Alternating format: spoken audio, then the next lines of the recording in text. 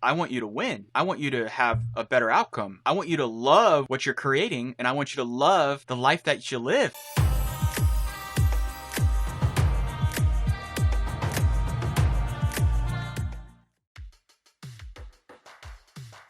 Now, Next Level UX has purpose. The purpose of Next Level UX is to accelerate your growth, to help you foster clarity, to help you connect to your greater purpose, right? What we're talking about purpose today, through intentional design. So my thesis is around connecting you intentionally to all the things that you care about while teaching you about the practices of design maturity and what's going to help you be a better design leader, what's going to help you be a better practitioner, what's going to help you be more prepared and efficient in everything that you do so that you can do these things on the right side. Like, so you can lead the net new projects, so you can build a remote team, so you can optimize your approaches when business comes at you with different challenges and things, so you can optimize for design impact. You know, all these things on the right are just like, you know, we're going through quarterly planning, we're going through our new initiatives, and these things are just things that we come back to every single quarter. And the more that you can practice, the more that you can elevate like how these systems work and be aware of them and write about them and journal about them. Oh my gosh, the more awareness and vibration and excitement that you're going to have in your career, because you're just going to be aware of what's going on. And the more awareness leads to just better outcomes because you're more in tune with what's happening. You can make better course corrections. You can make better moves. You know, if you're playing a game of chess, you want to be able to make good moves. If you're playing checkers even, you know, you want to make good moves. Think about it, moving through. All right, let's keep going. Purpose right now is really fueled by intention. Now, if I walk into the door and I walk into the studio and I'm thinking like, what am I going to do today? And I'm thinking about what am I going to do today? And I didn't already put the thought of before I even walked into the studio, well, what kind of a day am I going to have? How am I going to, I have say 6 or 7 meetings today. How am I going to show up for those meetings? How am I going to help the people that are in those meetings have a better outcome in their day? What can I do to prepare for this? What can I do to set them up for success? What can I do to set the team up for success? What can I do to set up the project for success? All these things, that's intention. So when you have a sense of purpose and that purpose is fueled when you can step in to a more intentional life, and that's what we call intentionality. So, you know, design intentionality, being aware of what you're doing when you come into the game, being aware of what you're doing when you're stepping in to your role. And from here, it just makes things incredibly, incredibly exciting. So let's continue this talk. So the next thing is tension is manifested from consistent reflection. So what do I mean by this? Consistent reflection is that ability to be able to journal on a daily basis. And journaling on a daily basis could be as simple as writing down on like a notepad or a little piece of paper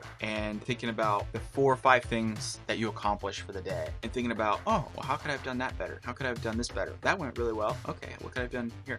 And then just writing about it. Or it could be like, today was a great day. I accomplished this. I met this person.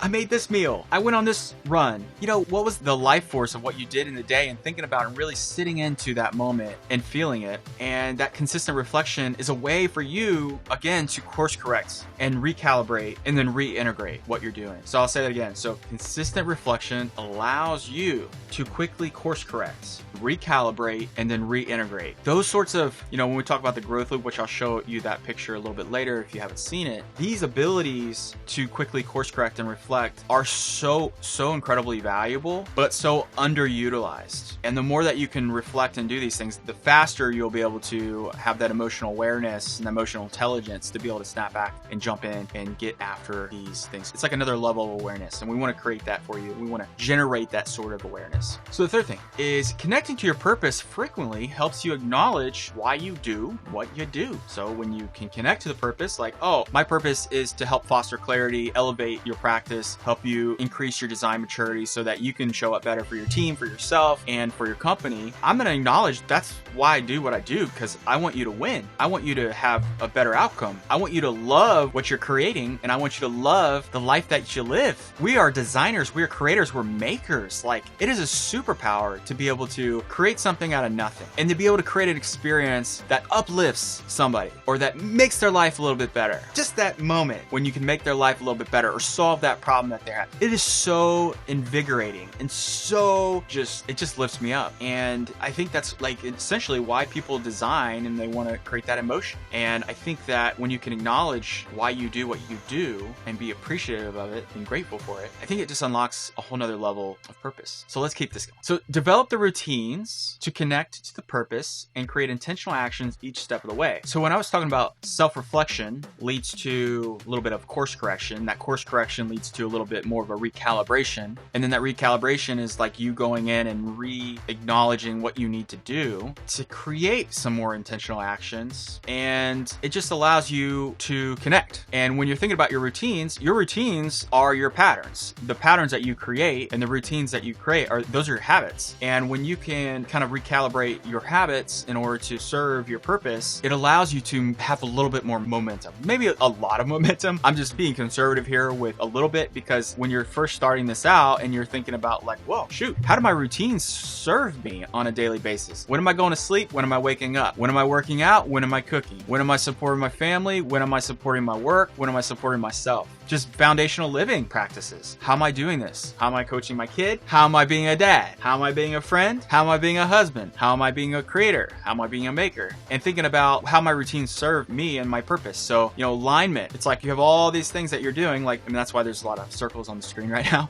But when you have all these intentions and you bring them together and you align them, boom, that's when a magic happens. That's when a magic happens. So let's continue doing that. So how do we do that? Well, I want you to go back to week 1 and week 2 and week 3 and think about what you're doing right now to connect your purpose and your greater mission to your routines and what you're doing on a daily basis. For example, when we go back to clarity, we had already given you the homework to do purpose, figure out what your kryptonite is, understand your priorities, understand how you identify as a person, as a creator, as a maker, how do you want to show up, how do you want to interact with other people when you're in there, and then what success looks like for you and for, just your being. So you got to get clarity straight up. So go back and reevaluate your clarity. That's a big part of the homework assignment today. The second part is like thinking about your goals. So you have passion, project, career, and personal goals. You have different things going on, right? Your passion goals are like, I'm going to build, right now, one of my passion goals is I'm building a video game. Always wanted to build a video game. Jude inspired me, and it's like, there's an opportunity there, and I have to do it. I have to do it. It's a passion. Creating this studio on wheels, this RV, and being able to travel and still be able to create and make and have this like beautiful space to just make things and create things. That was also a very big passion of mine. Now for project, I have over a dozen things at Grote that we're doing to just really crush this next quarter. Those are my big projects. Plus, we're potentially moving and looking at some land that we might want to invest in. That's a big project. Those are things that need to happen. From a career perspective, I'm really happy at Grote. I'm really happy at Next Level UX. My career goals and ambitions, I feel like I've gotten to the point there where that's taking a little bit of a back seat. I'm not trying to go off and move to different careers. So my career goal is on point. Like I'm doing the things I need to do. So my passion and project goals are serving my career goals. And then my personal goals, staying fit. So I'm stretching, walking, running, lifting every single week. So I'm staying physically fit, staying healthy, and nurturing my body. So I got my goals set, right? So how do these goals connect to these things on the left, like my clarity? I need to be very aware